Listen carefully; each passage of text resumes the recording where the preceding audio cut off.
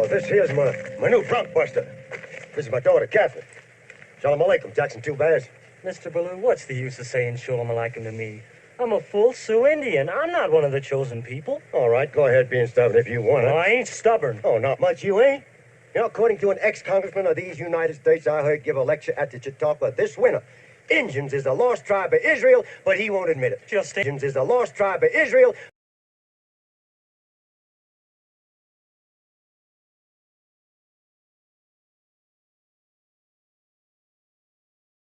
To keep in mind is we're asking the United Nations to help us that charges of genocide, a war against humanity, war crimes, and a crime of aggression be laid, because your Liberal Party was also responsible. Every party, every governance that has been in power, there's been a war conflict of Indian Residential School, 60 Scoop, Indian Day School, and Millennium Scoop.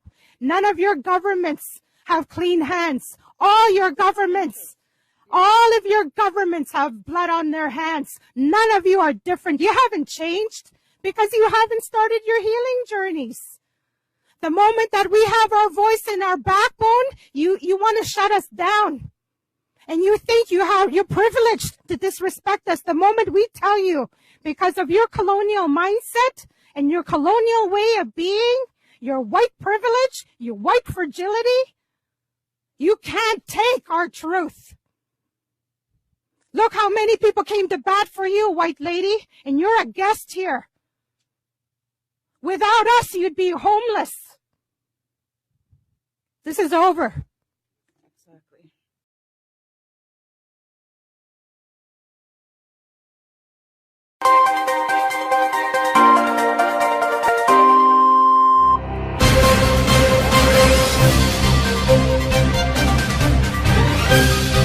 For the second time in under 2 months, a statue dedicated to former President Abraham Lincoln's statue was defaced in Chicago. On Thanksgiving, a statue of a young Abraham Lincoln in Senn Park in Chicago's Edgewater neighborhood was found covered in splotches of red paint along with the words, "colonizer," and "land back," the Chicago Tribune reported. According to the outlet, the statue also had Dakota 38 inches written on it, in reference to the Dakota Sioux members who Lincoln ordered to be executed following the Dakota War of 1862. Lincoln commuted the sentences of 264 Dakota fighters but sentenced 38 to be hung in Minnesota, which became the largest mass execution in U.S. history. The statue has resided in the outdoor park since 1997. It was chiseled by sculptor Charles Keck, who also designed monuments of former presidents Andrew Jackson and George Washington. Abraham's statue covered in blood. A similar message was written across another statue of the 16th president in Lincoln Park, roughly 6 miles away from Senn Park, on October 11. The vandals, who remain unidentified, allegedly wrote, "Dethrone the colonizers, land back," and "Avenge the Dakota 38." The Chicago Tribune said the perpetrators also posted the names of the 38 Dakota men with the message, "Tear down the myth of Lincoln the Great Liberator."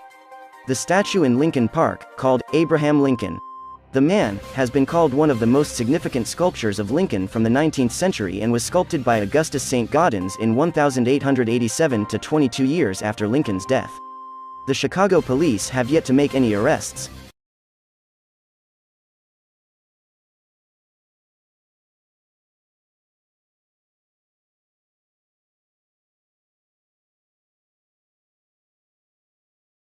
I did talk about the founding fathers is, you know, and I live in the state of South Dakota, right? And I grew up there. Yep. And I see Mount Rushmore. You know, the 4 founding fathers, one of them anyway. Right. Yep. Jefferson, Washington, Lincoln, and what's the other one? Roosevelt, Right. modern day founding father. Right. Well, each of them we can name, we teach our children. It's like, okay, George Washington, he's the village burner. He ordered his army, Continental Congress Army, to go and kill every Indian that has a village up and along the Missouri or the Mohawk River, and in the state of New York in this area. Any native, and you put a bounty out on them, and you give them, you know, the males the bigger bounty, and if you get them, bring the skins here.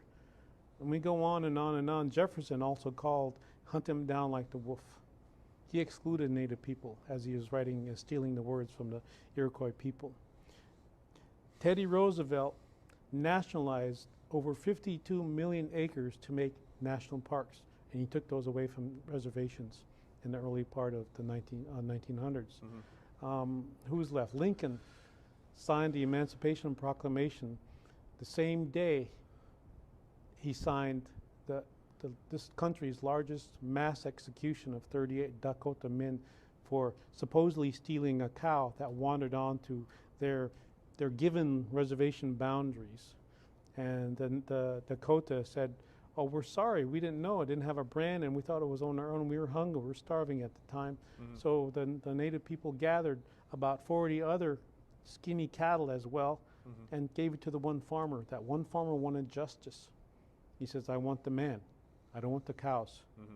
So all of them said, "I am guilty." So the army came down, and that's when that sort of war came along.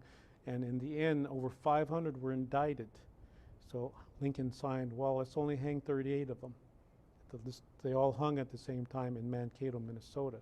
So these are, the ideas that people are holding up as, well, forget about what we did to the Indians or the native people. Let's hold what this freedom and caring for loving our fellow men is based upon.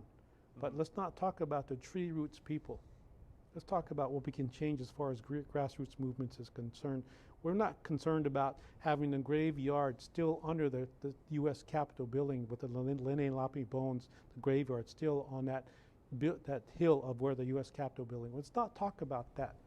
This was a burial mound sacred to the Indians. It's still there. It's proven. It's still there. So people want proof. Anything I say can be picked up in a book. This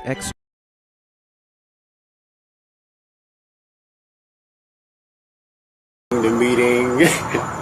But we talked about that, and I wanted people to know the truth about that. It was actually, if you want to talk about how Thanksgiving came about. I do want to talk about it. First of all, you got to remember, my dear brother, that's history, his story. It's not our story. When they proclaimed Thanksgiving, it was in Mystic, Connecticut. A tribe of Indian people, the Pequots, that were thriving and surviving. But shortly after, we taught these white people how to farm and how to take care of the land and raise food. They got beside themselves. A few years after they started prospering, they decided that they were going to take their women and their children out to a big field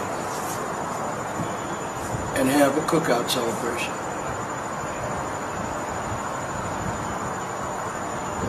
No Indians brought deer.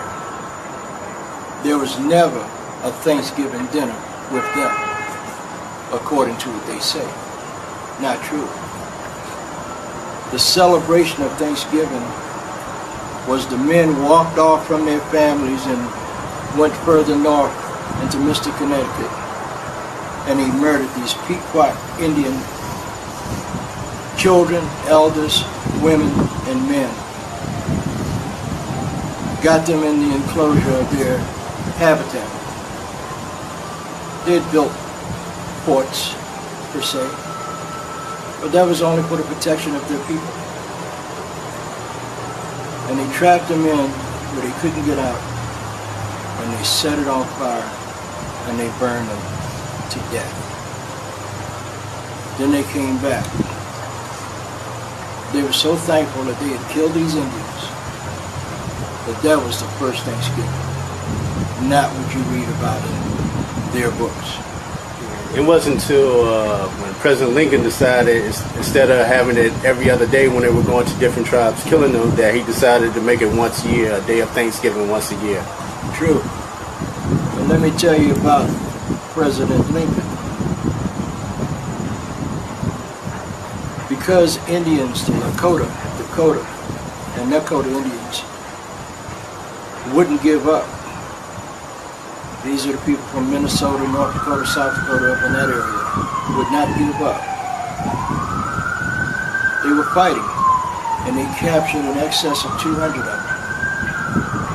And they wanted to hang them all.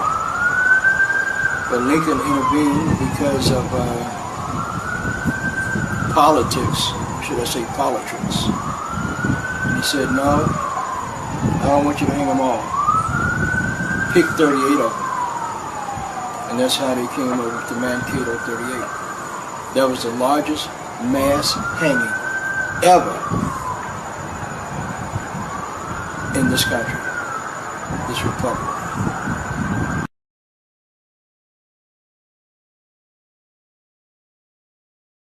With that? No. Excuse me. Excuse me. Don't speak to us that way. Stop right now. You do not speak to us that way. We are human beings. And the way that you're speaking to us is not acceptable. You are not. No, stop it. Stop it right now. We don't want you here. Can you please leave? Step out. Step out. Step out. Then I don't want to hear from you. You have no right. You don't speak to us like that.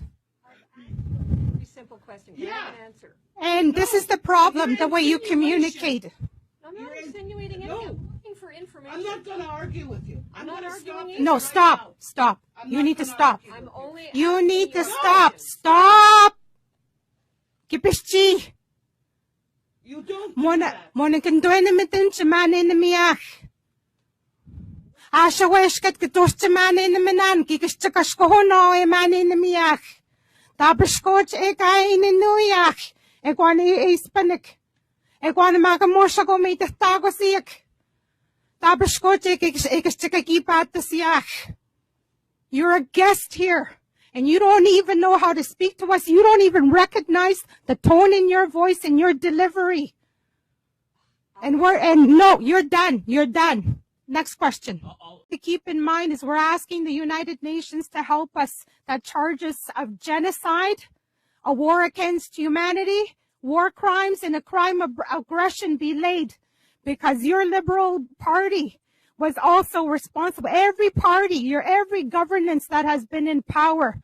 There's been a war conflict of Indian Residential School, 60 Scoop, Indian Day School, and Millennium Scoop. None of your governments have clean hands. All of your governments have blood on their hands. None of you are different. You haven't changed because you haven't started your healing journeys. The moment that we have our voice and our backbone, you want to shut us down. And you think you're privileged to disrespect us. The moment we tell you, because of your colonial mindset and your colonial way of being, your white privilege, your white fragility, you can't take our truth. Look how many people came to bat for you, white lady, and you're a guest here. Without us, you'd be homeless. This is over.